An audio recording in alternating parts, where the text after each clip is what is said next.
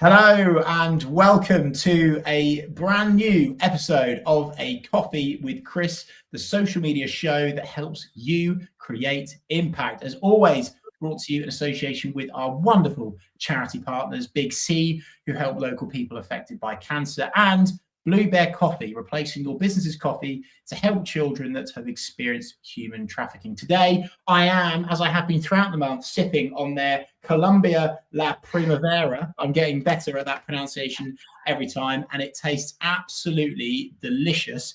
As always, as well, this podcast is proudly sponsored by Oliver Hill from Hill Coaching Company, Limitless Film and Media, Mindset HR, and Wingfield Consultants. Now, enough of that stuff. Let's get into today's guest. I'm super pumped to welcome founder and CEO of multiple award-winning 𝗖𝗵𝗄𝗲, Gavin Willis. 𝗖𝗵𝗄𝗲, for those of you that don't know, you need to know, they are all about search marketing, but for social good. They're award-winning PPC and SEO specialists and give 7% of their profits to charity via fundraising and direct donations. Gavin, let's kick off with the following, the why, specifically around something that you're particularly passionate about, which is the combined element of search strategy. Why should people care about this? Yeah, cheers, Chris, and hi, everybody. People should care about that because search is SEO and paid media, and that's kind of what we specialize in. But you can work on those things in silo. You can work on a PPC campaign or an SEO strategy, but the synergies are so strong. So like SEO, if it's performing really well, what learnings can you take from that and apply to your PPC campaigns?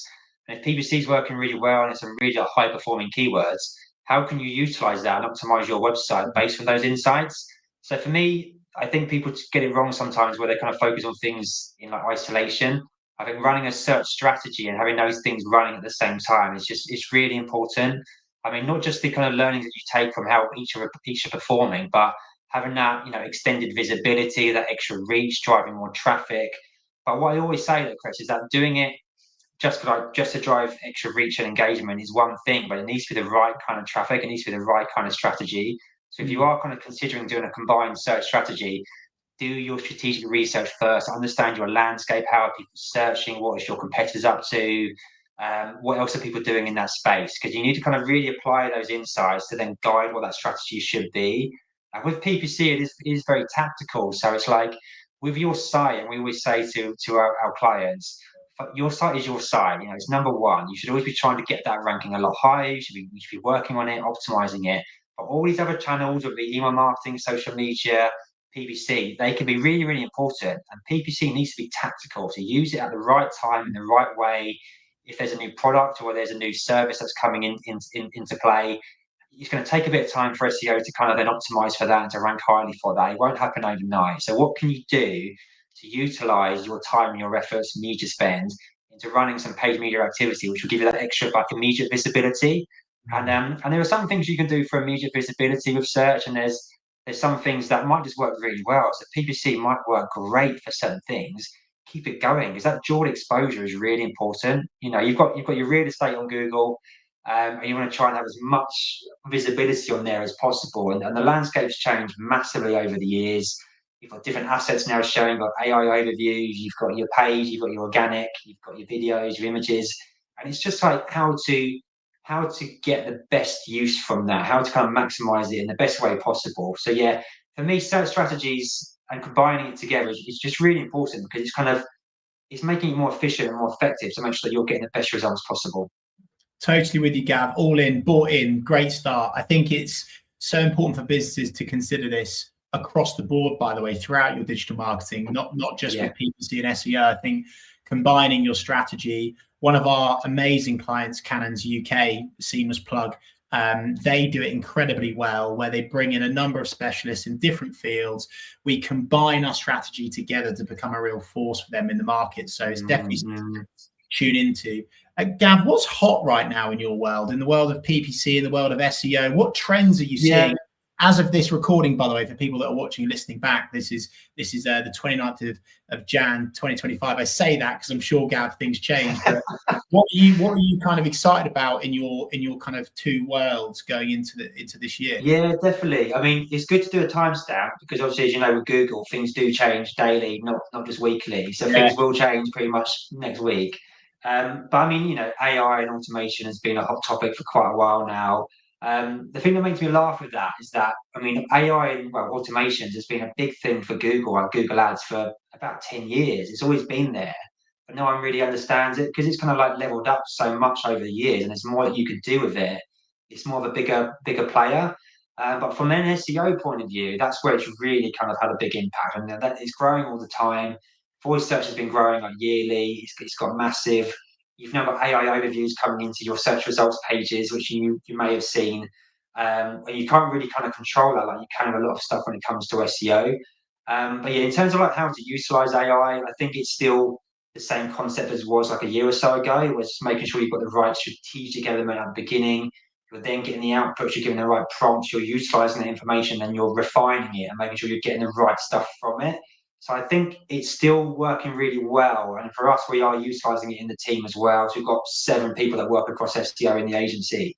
And we're still making sure that we're using it the right way. But for us as a strategic agency, that strategy piece is still critical. That human interaction, conversations with your client, having those chats about aligning search strategy and SEO insights with their business objectives, and making sure that that kind of then really connects together. You need that to be really solid, and you need to give that to then guide what those insights are going to be and what your efforts are going to be like focusing on really. So that's one thing for me. The other thing I'd probably say, video content. I mean, it's not new, but I think video has really kind of gone up massively in the last year, like even like so now. So I think videos are 50 times more likely to kind of rank than kind of plain text on Google. And in terms of mobile video kind of views, it's literally kind of, it's like doubled year on year. So there's so many more people now that are just viewing content through video, and especially on YouTube and YouTube video on mobile, it's gone through the roof. It really has. So for me, that's something to really keep an eye on. If you're doing SEO, like YouTube SEO is now a thing. It used to be like video SEO in general, but YouTube SEO is now its own little subcategory in that element. We're doing quite a bit of that at the moment with a few brands. So yeah, and it's the same. It's like optimizing how people are searching, understanding their behaviors, optimizing your channel, your videos on the back of that as well. And how can you leverage and maximize your visibility in YouTube for people searching for your videos? So yeah, they're my 2 top tips and trends. There's tons there. I mean, Gav, I'm so pleased that you've brought up YouTube, and we won't go too heavily into it now. And in actual fact, another plug in this, next week's guest on Coffee with Chris is a YouTube specialist, so I'm really excited to have that conversation. But just your take on YouTube there, Gav, I think is so valuable to people, and people don't realize just how high YouTube videos can rank. And given that it's the second search engine in the world, it seems daft that so many businesses, regardless of they're an SME, a charity, or whatever, or even a personal brand, right, they're not on YouTube. And it blows my mind. Like, it's one of the first things that we recommend to people in terms of, you know, getting ranked higher and also muscling in on the other search results. It's such an important. I know. I totally agree. And for me, it's like, it's the whole education and, you know, informing your clients and just upskilling people. And it does take time. I think we see these trends happening because we're in it day to day, but then it takes a long time for that to then be like cemented and kind of embedded with a client and with people in general, because they're kind of catching up a little bit. So like years ago, people would say to me PPC, and what they mean is SEO, and now they know the difference. So it's like things emerge and evolve over time. So people are now talking about SEO, and they're actually getting what it means a bit more. They might not understand that there's YouTube SEO and there's video SEO in general, and there's other things that you should be doing, because it breaks down over time, doesn't it? It gets more like specialized. So our job is to try and educate and inform as much as possible, but it's also, I totally understand how people's behaviors are very different when they don't get it as like specialists like day to day. You kind of seamlessly teed me up there, Gav. I want to talk about SEO actually specifically. What are the big no-goes with SEO, right? Because I see so many businesses making some real kind of calamitous errors in this space. What are the mistakes that you see so often when you're kind of, for example, onboarding a new client, Gav, and you're like, oh my Lord, why have you been doing that? I know. It's such a good question, because we do health checks, as you would do with any client, really, to look at maybe where there's opportunities for improvement. One thing for me that I'm still baffled by, Chris, is like mobile optimization. It's like Google has been mobile first for about like 10 years now, but there's so many people that will still upload a big image onto their website for the desktop users because they've uploaded it through the CMS. but then everyone's searching on mobile. So the render speed takes forever. And now it's all about page load. It's going to like prevent you from ranking higher because you're going to get negated or penalized, not penalized, but not rewarded as much for having it in that kind of way. And it slows people, it slows the site down. People don't stick around to wait for something loading. They go to your competitor. So yeah, they're out the door. So it's like that for me is a massive no-no. And it's also baffles me because when we kind of run our reports, we go to Google Lighthouse and we kind of look at your mobile score and your desktop score. Desktop will always be performing better because people are still doing things from desktop first, not mobile. But that render speed and the page load, it's huge. And the way you should be optimizing your site and your content and your videos and everything in general, you should really be thinking mobile first. So that for me, that's probably the big no-no. I think that's a great no-no. And likewise with PPC, Gav, what are the big traps that you see your prospects falling into time after time after time that you can hopefully share so people can avoid those PPC traps? No, definitely. I mean, same thing again, we do a lot of analysis of people's accounts, especially Google Ads accounts, before kind of potentially, hopefully working with them. And the thing that always surprises me is the lack of targeting, really poor targeting. Google has evolved so much. It's no longer just, I'm going to bid on these keywords. It's demographic. It's the overlay of demographic targeting now. And that's kind of improved like every month, honestly.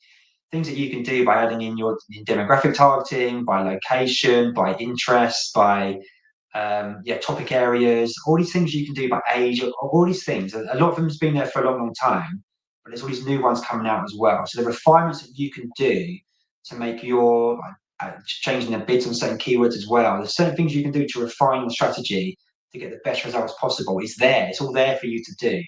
But a lot of people don't utilize those things because it's like next level down. So like the keyword strategy, the structure, the bids, the ads, they're the basics, but then what else can you do beyond that to refine it even further? And that's the bit that really surprises me. So when we look at accounts and go, right, what can we do to improve things? We go, right, they're not doing that, they're not doing this, and all these things are there, but you need to know what you're looking at. So again, going back to that, making sure your strategy is right, it's nailed on, making sure you're utilizing all the assets that are around you.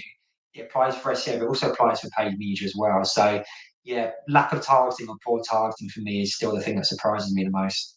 Well, and Gav, you've had a live comment, and thanks to Harvey for getting in touch. Harvey Monk says, listening in whilst fixing IT issues, and 100% the right strategy, understanding who your key target audience is. I feel like it's somewhat starter pack stuff, isn't it, Harvey and Gav, right? But at the same time, so many people still aren't really delving into this world of understanding, who is the target and getting deeper and deeper into that, Gav. Yeah. I think Harvey makes a good point there because it's that analysis, it's that understanding of your users. How are they behaving? Where are they behaving? Where do they spend their time? And it's so easy. Like some clients you chat to, and people go, "Oh no, I've got my metadata sorted because I know that there's some keywords here that are relevant." So, yeah, that's what you think. But what are your users saying? Like your site should be optimized and aligned to your users. They're the ones that should be guiding your existing content and your new content as well. So it's all of it's that search behavior analysis, as we call it, keyword research. It's pivotal. It kind of underpins your whole search strategy, and that's why that strategic element has to be done properly to inform the right SEO on your site. Yes. I feel like I'm like a Winston Churchill nodding dog, Gav. It's brilliant stuff. And you've probably already shared a lot of it, but I'd love for you to delve deeper into, I guess, Gav, your kind of go-to top line advice, if you will, when it comes to people that want to get seriously stuck into their SEO, their PPC in 2025. Perhaps maybe my question to you is, what are maybe the first kind of 2, 3, 4, 5 things that you're recommending to your clients when you onboard them? Yeah, that's a good question. I mean, I said earlier about aligning your strategy to the business objectives. So when we onboard a client, we want to know everything about the client. We don't just want to know what they want to achieve in the next 2 or 3 years, but what's working well, what's not, understanding their objectives, what products and services are more profitable, what's the higher or lower volume, what's working well for them at the moment. All these things that you need to know, because you might start doing your keyword analysis, which is for us, you said about what things to look at. So business objectives, really understanding what's going on with the client, filling out a really good solid brief, whether it's you internally doing it for yourselves or doing it with a client, it's the same process. Where do you think you are now? Where do you want to be? What's working really well for you? What's not? What analysis have I got around the business, around product or services? How are they performing? Anything like that, any competitor analysis is key. And then the SEO analysis then validates that. It challenges it. It challenges the client. It challenges the brief. I always think beyond the brief. What else can you do to make that even better and to make sure that you've got the right strategy in place? So our job is to then challenge that. Is to then do the analysis from a search point of view, doing search behavior analysis, using certain keyword tools, looking at competitor analysis, who's ranking and why. Again, it's like 𝗖𝗵𝗿𝗶𝘀. There's different tools out there that you can use, and really collating that analysis that helps to validate or challenge that brief or that research that you've got. Because what you want to do is meet in the middle. You want to make sure that the business insights and objectives and what you've done from an SEO point of view matches. And you've got a nice synergy saying, well, actually, we could do that, but I don't think people are searching for that because that's what this analysis says. I think we should focus on this instead. Because that keyword there has got everyone's competing for it, everyone's ranking for it. It probably take you about 4 years to rank in the top 10, let alone the top 3, which is like 80% of search volume. So it's making sure you're doing things the right way. So our job is to then make sure you're doing all that right analysis. But then when it comes to the search strategy, once you've done that, it's then figuring out, well, you've then got to put in place a roadmap of activity. Where are you going to start? Are you going to start on the foundations of your site from an SEO point of view? Yes, I would recommend that. I'd focus on getting things right. It's like going to a gym and doing an induction day. It's like you focus on how to use the equipment, how to do things properly, and then you maintain that fitness over the weeks and the months. And that is SEO, that is PPC, that is search. So it's about kind of getting those foundations in shape. Is the tracking working? Have you got GA4 set up? Have you got the right goal conversions? Have you removed any roadblocks on your sites preventing you from ranking? And technical SEO is something that's been really overlooked. So it's come back with a vengeance. People used to say technical SEO is dead. It's all about content. It is about content, yes, but technical SEO is the stuff that pieces it all together. That's the stuff that optimizes a lot of it as well. You need to make sure you've got the right relevancy, you've got authority coming into your site as well, you've got all your redirects, everything kind of set up correctly. There's all these things that could slip you up, and it's not just a one-stop shop where you do it as an audit. You should be doing it ongoing as well. So there's certain steps to take in order, and then once you do that analysis, that keyword research, you're then looking at, okay, well, what else can we do? Is PPC a good option? Yes or no? If it is, what kind of things should we be doing?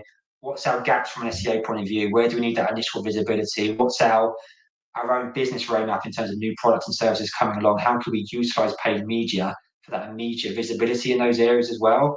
And alongside social media, email marketing, all the other things that you want to think about, how can you have a consistent synergy across those different channels to give you the best visibility possible? So they're the kind of initial steps I'd say to look at and do. And what I'd say, like when you roll out a strategy, there's certain things you want to do first in terms of getting those foundations right and then building on it after that. So there's so much stuff there, Gav. Thank you, my friend. We'll have to do a round 2 because you've touched on things. That like, I want to talk about all of that stuff, but we can't. We haven't got time. But you did mention that word synergy there, and you have mentioned social media. And my next question I wanted to ask you about is, what's your general take, Gav, on like the optimal relationship or the optimal, successful strategy when it comes to organic social media, which is obviously our world, with your world of paid media and SEO. And also, I really want to ask you just an add-on question there, Gav, is how can PPC and SEO positively impact social? And likewise, what can social do to positively impact SEO and PPC?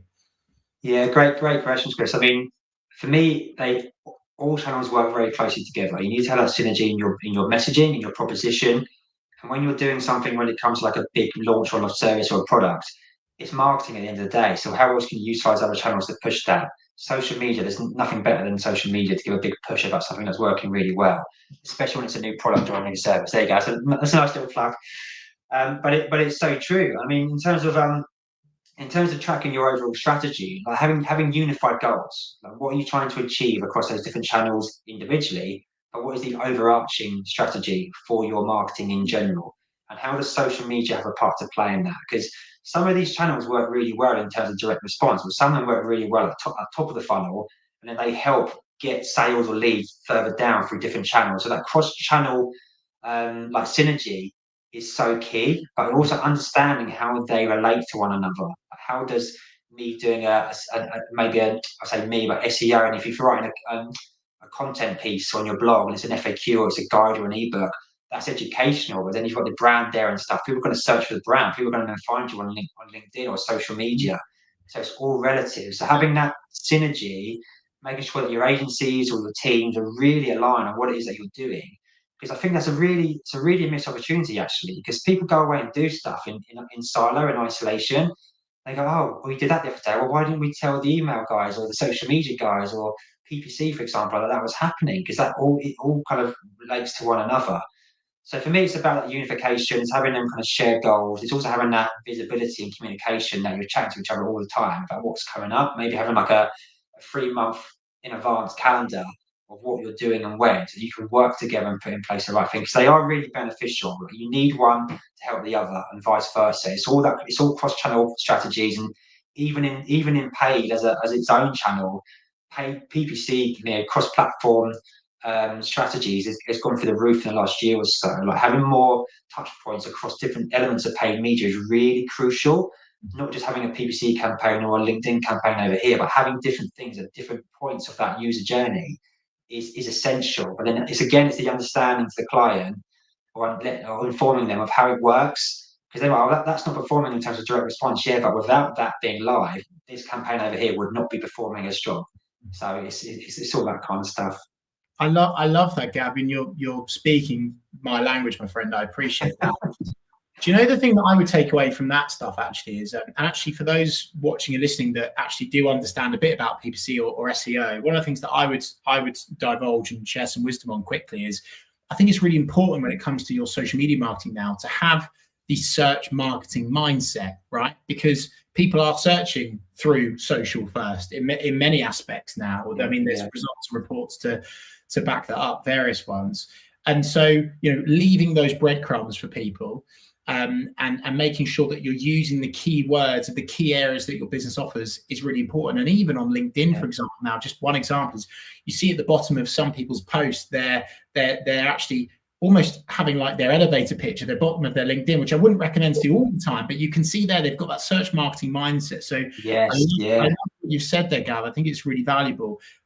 Speaking of valuable, one of the many things I hugely admire about you and your business, Gav, is that you've now raised over £150,000 supporting 60 charities through your profit pledge. Now, it's not something that I often kind of divulge into on the show in terms of business values and culture and commitments, but I really just want you to kind of share your top line journey on that and how other businesses can essentially copy you, because I think it's brilliant. And wouldn't it be amazing if more businesses had a profit pledge like yours? How have you gone about that?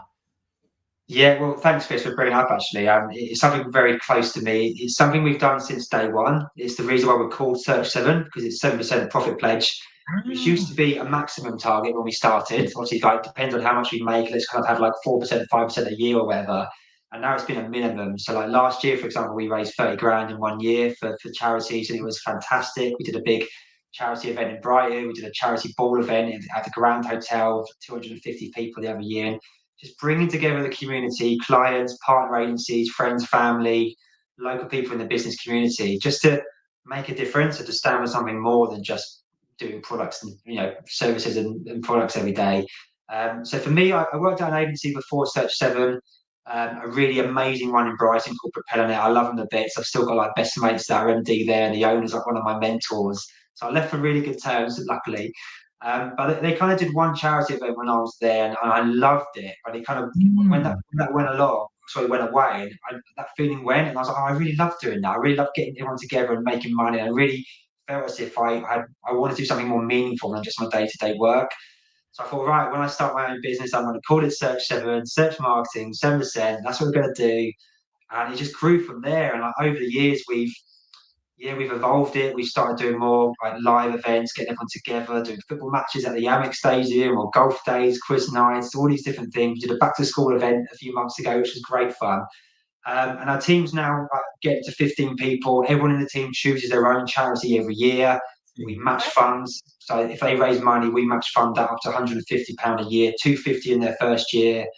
We have a flagship charity, which is Rock and Horse Children's Charity. I'm a trustee of Rock and Horse now as well, which I absolutely love. It's a massive eye-opener. But we've raised about 75 grand for them and 75 grand for the other charities. And everyone in the team chooses their charity.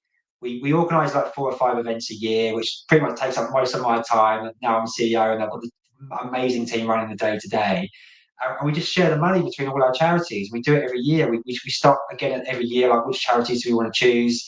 And yes, the events that we've done, the campaigns we've created, we unify everyone together, we get everyone on board. It does help bring people to work with us, both clients and also teams, where I won't lie, but I think that's a good thing, that's positive. And as you said, Chris, getting more people to do this, I'm a massive CSR advocate. I'm an ambassador. I go around doing a lot of talks about it as well. How can you do this stuff in your business? And I love it. So yeah, that's a big goal of mine, to get more businesses being more than just profit based, but how can you get the balance right between people, purpose, and profit, and have a different mindset to how you run a business? Because I truly believe that, you know, if you give back, you can move forward. That's like my big motto that I always say. But it's so true, because I think hopefully we're like a good example of how an agency, a small agency, can dedicate so much billable time to all these stuff for free, but still be successful, you know, and still do the right things, because it makes me happy. When I've had like really tough moments in like my career, and like the pandemic, or we lost 6% of our revenue overnight, and like travel and hospitality clients and things like that, and a lot of the team, but I doubled down on my charity beliefs and let's keep doing some stuff for charity. They need us more than ever. I think when you go through those moments, by thinking about other positive things where you can have an impact and add value, helps you tackle those negative kind of situations with a lot more kind of energy and motivation. So for me, it helps me as much as it helps the charities, basically. A meaningful mission that's not just words on a website. And Gav, I applaud you for that. I genuinely think you and your business are extremely inspirational in that space. And I would really just plead anyone watching and listening to this, go and check out Gav and his business and see how they're operating and how they're putting themselves about. I think we could all take a leaf out of Gav's book. And Gavin, in terms of the business front, where can people do business with you? How do they find you? Where can they learn more about all of the geeky PPC and SEO stuff you know about? Yes, I guess for PPC, SEO, or CSR, or any random 3-letter acronym, you can either find me on LinkedIn. So Gavin Willis, I'm on LinkedIn. That's where I spend a lot of my time, just chatting to people, building community. But also our website is 𝗖𝗵𝗻𝗲𝗲. So come and check us out on there. We've actually got a new site launching in a few weeks' time, which we're really excited about as well. So yeah, maybe wait 3 weeks, because you've got a much better experience. I love it, Gav. Thank you so much for your time today. I really appreciate it. Thank you. I've loved it. Thank you. And thank you so much to everyone watching and listening live, or watching and listening back. Do get in touch with us by responding to any of our social media posts on this episode. Do make sure that you tag Gav. I'm sure he'll happily respond to any questions or queries you have on PPC or SEO. Likewise, myself with social media. Thank you, as always, for tuning in to A Coffee with Chris, and we will see you this time next week for the